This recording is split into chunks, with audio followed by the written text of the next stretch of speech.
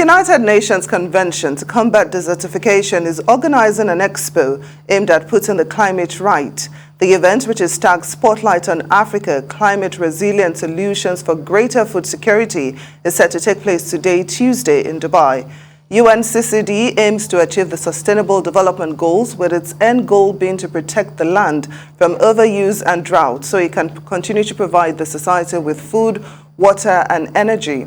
By sustainably managing land and striving to achieve land degradation neutrality now and in the future, the organization seeks to reduce the impact of climate change, avoid conflict over natural resources, and help communities to thrive. Joining us now to share perspective on the scheduled event is the group's land ambassador and a Malian entertainer, Ina Modja. Good to have you on Newsday, Ina.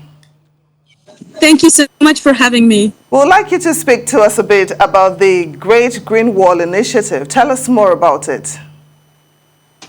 So the Great Green Wall is an initiative created by the African Union, and it started in 2007. And the idea is to restore degraded lands and help communities really thrive in the Sahel region. And it's a project that aims to really regreen the region from Senegal up to Djibouti. And it's bringing job opportunities and really helping the communities. Now you're having an expo in Dubai, the United Nations Convention to Combat Desertification. What can we expect from that expo? Well, the idea is to bring everybody on board and discuss on how we can implement what has been the vision of the Great Green Wall and make it a reality.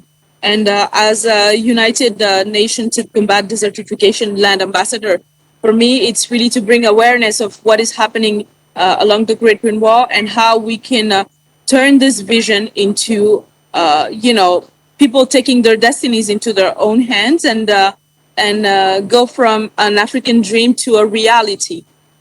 All right, how did COVID set all these plans backwards? Because we know that certainly there were a lot of plans before COVID. How did COVID set these plans backwards? Yes, absolutely. We had a massive setback with COVID, but everything in the world had. So now we have to get back on our feet and move faster than possible because there is an emergency in this region. The temperatures are rising faster than anywhere in the world, and it's a very vulnerable region. So because of COVID, we need to even act faster. All right, what about the talk about, because right now, when we talk about desertification, certainly global warming and all this climate change is a huge factor and one that we are at the receiving end. What do you think African leaders can actually do to ensure that we do not feel this effect? So probably expediting what is already a very, very bad situation. I think that the leadership should make it a priority to work with rural communities, the grassroots organizations, and really put in place programs like the Great Green Wall that can help reverse the negative impacts of climate change and help this region be more livable, because with such harsh temperatures and such conditions, livelihoods are really threatened. And food scarcity is something that is threatening the region. So I think the leadership should, lead the way, but also the population. We have to take our destiny into our own hands, and we have to be part of this. This cannot happen without the community. So I think that either frontline activists and communities and leadership coming together, everybody, this is a global movement. It's not just about Africa. Africa will inspire people with achieving the Great Green Wall to do the same. But this is something that the region is suffering from, the impact of climate change, but they are not the one who are emitting, all this, are creating all this negative impact. I mean, Africa is not the biggest polluter in the world. So I think that the whole world has something to do about this. And the Great Green Wall is such a creative and innovative expedition, and it's quite a task that is being taken on.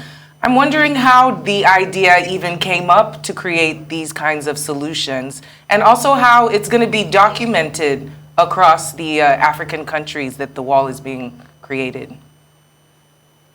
I think the Great Green Wall is a very ambitious project. Like Thomas Sankara said, once we must dare to invent the future. And I think the Great Green Wall can be so innovative and really because it spreads all across Africa and it's a Pan-African project. I think that we can really come together and share the innovations and really share a successful project with the rest of the world.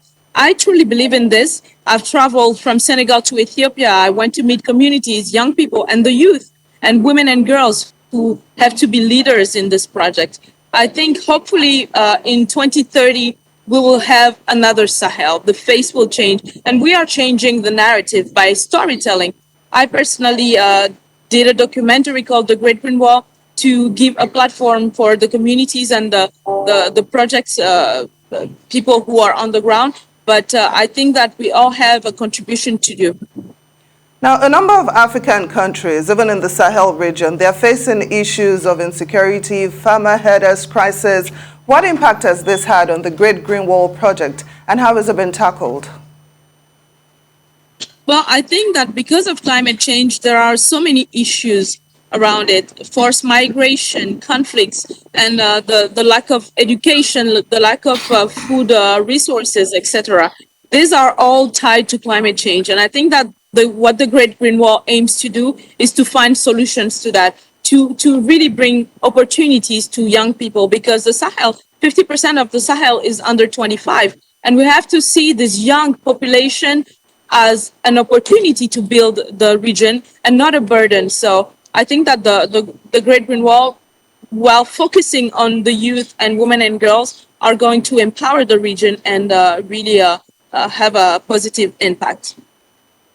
All right, Ina, talk to me about adoption, because I know that 11 countries have been selected for interventions for this Great Green Wall project. And how are communities, how are governments adopting this particular initiative to ensure we actually protect the future?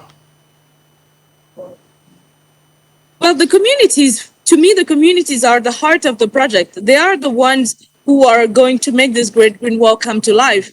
And I think it is super important to have them completely being part and leaders in this. The frontline activists, people who are living on the front line of climate change, know what needs to be done. So I think that coming together with the leadership and empowering them through funds, education, and new technologies and innovations, we can help them really make a change for themselves and for their whole community. And I think step by step, this is what is going to really make a change.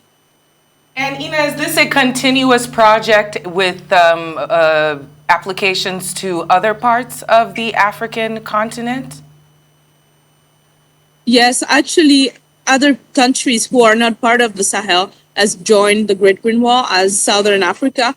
And I think this is, in the end, my wish would be that all Africa is part of it, because all Africa is actually suffering from climate change. Even though the Sahel is the most vulnerable region, we have to make it really about the African continent. So this initiative was launched in 2007. Can you tell us about the progress that you have recorded so far? How far gone are you on this Green Wall project? So the project, when I came on the project 5 years ago, it was really under the radar. And the project has so far achieved 18% of its completion. That is not a lot, but the past few years, we have seen an acceleration. We have seen public fundings and private fundings coming into supporting the Great Green Wall. And this can really make a huge help to make the project advance. And I think that in the upcoming years, the goal is that on 2030, the project comes to a completion. And so we're working hard. It's an emergency. It's a race we are in. And I think everybody who's coming on board is making it a priority. All right, let's talk about investment. How has raising money for this project been? Because I see that the experts are saying that there should be a return on investment of over $1.2 million with outcomes of 1.1 and the rest of them. But talk to us, first of all, about the input. How has it been raising enough money to actually get this project off the ground and also into flight mode?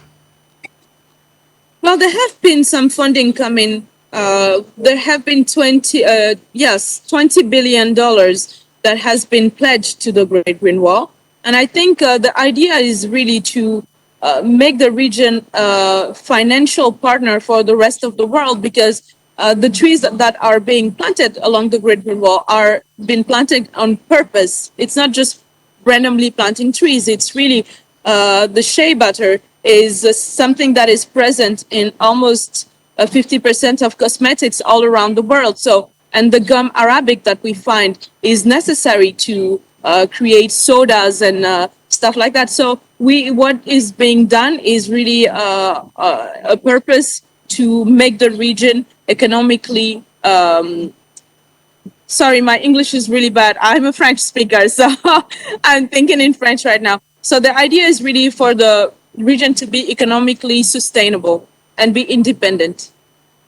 UNCCD Land Ambassador, thank you so much for joining us this afternoon, Ina Modja, and all the best with the project. Thank you so much for having me.